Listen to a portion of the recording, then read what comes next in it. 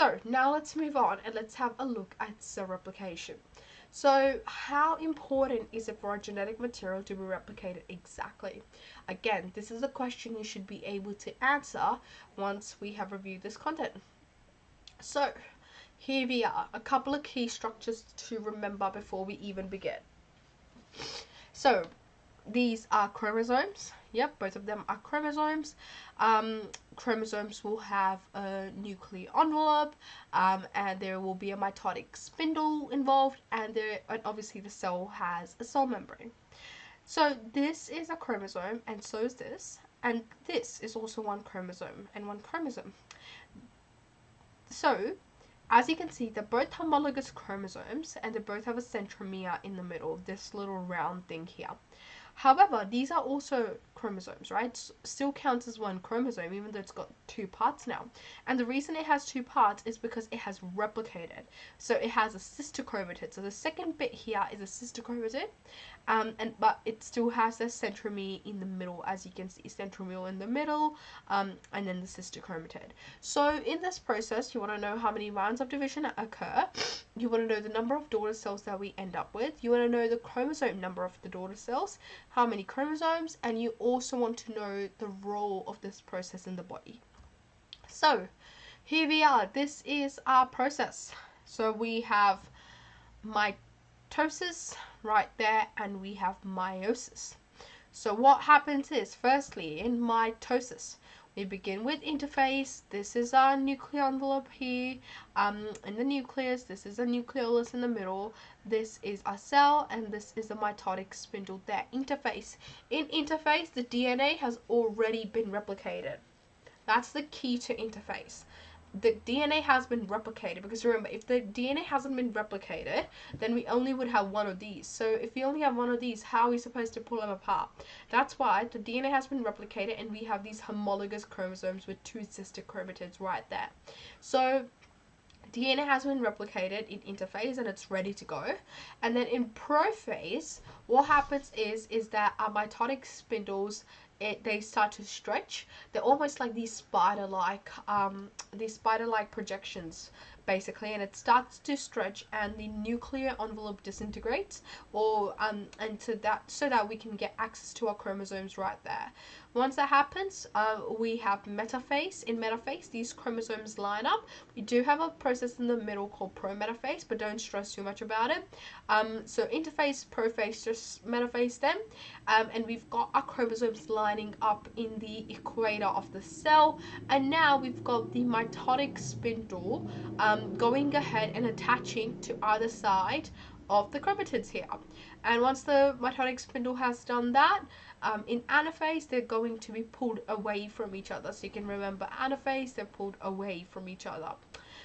From there, in telophase, what happens is, once those chromosomes are pulled apart, and now we have a copy of the chromosome on each side, we then start to see the nuclear envelope form again right there.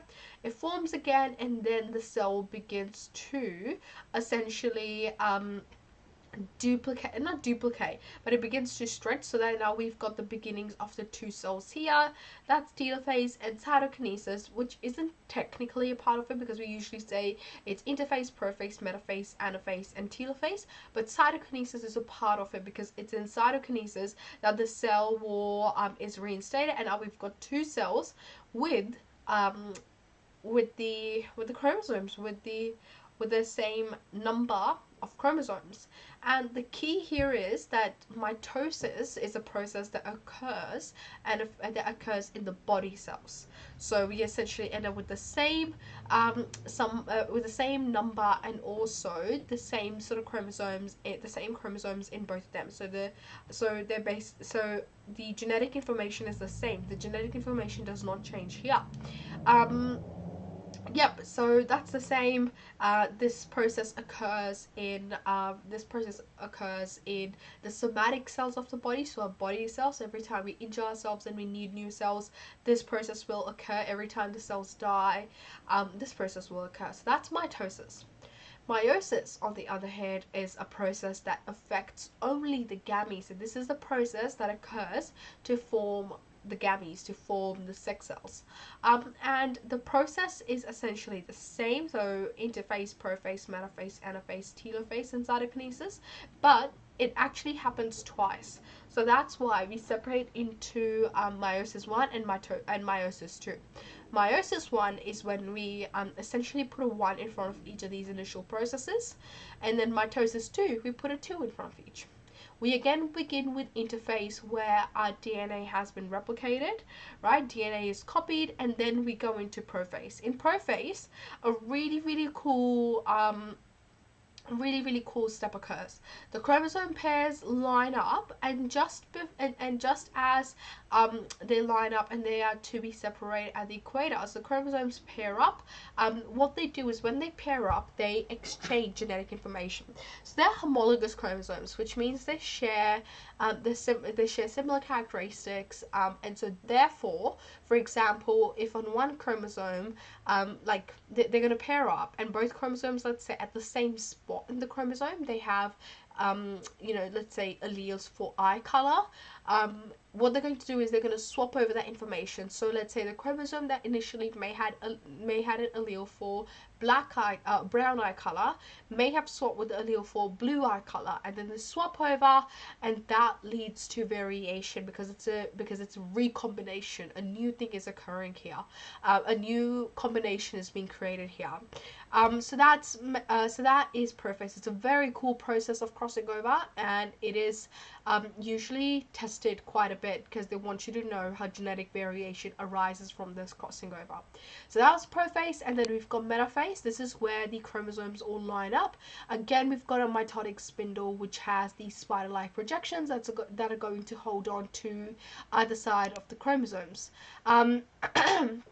In anaphase, now look here, as you can see, we can see that the color here has switched, and this is just to show you visually that they have exchanged information. That's all that is. But anyways, anaphase, the chromosomes are pulled apart, and then we see telophase 1 and cytokinesis happen, so that the cell can pinch in the middle and become 2. Then we go all over again, but this time we don't have an interphase. We go straight to prophase 2.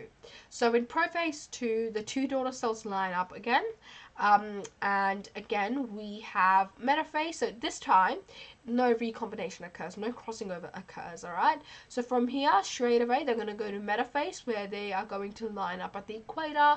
Mitotic spindle is going to come out and attach, and then in anaphase they're going to be pulled apart from one another, and then in telophase, essentially what happens is they're going to be pinched in the middle, and we're going to end up with 4 daughter cells. So in mitosis we end up with 2 daughter cells. In meiosis we end up with 4 daughter cells, and each of these daughter cells, essentially they are different to one another. So in mitosis that's not the case because they're body cells, so it's going to be the same DNA. But in our gametes, in our sex cells, what happens is that the 4 granddaughter cells, they're going to be different to the offspring, they're going to be different to the parents, and they're also going to be different to each other. So all 4 are going to be different, and that leads to genetic variation. That is the key behind genetic variation. And that's this process. Alrighty. So again, if you have any questions, please don't hesitate to ask. Let's have a look now at cell replication. Let's begin by talking about the DNA structure.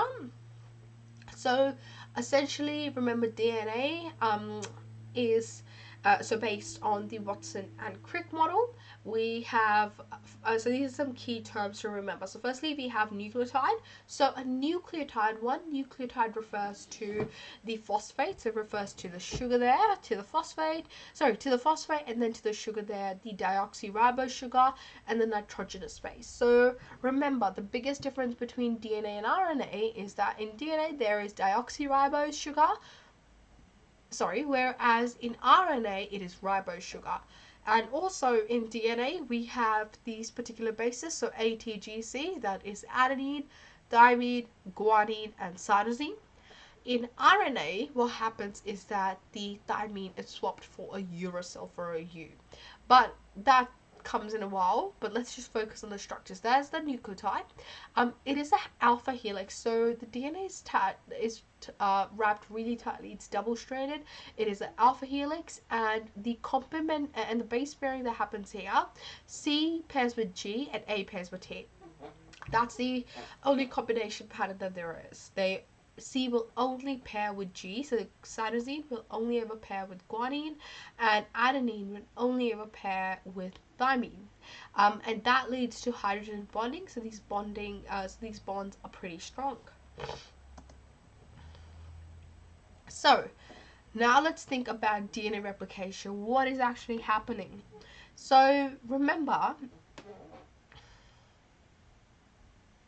So I just remembered one thing, and that's one way to remember the pairings here, C and G, A and T, is to remember cars in a garage and apples in a tree.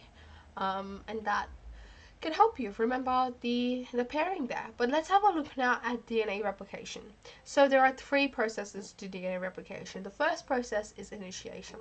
And initiation, of course, refers to the beginning of the process, and this is where our DNA is unzipped by the enzyme called helicase. DNA is wrapped really, really tightly. So it's wrapped really, really tightly. And obviously it's wrapped really, really tightly in the chromosome here, so that's what the chromosome is. It's basically the DNA wrapped up super, super tight, and it is protected by these proteins called histones, so it's really tight. And when we look at replication, we begin by opening up a certain area. So as you can see here, we begin by opening up this area, but remember, we're going to replicate the whole thing because we need the whole chromosome to be replicated properly.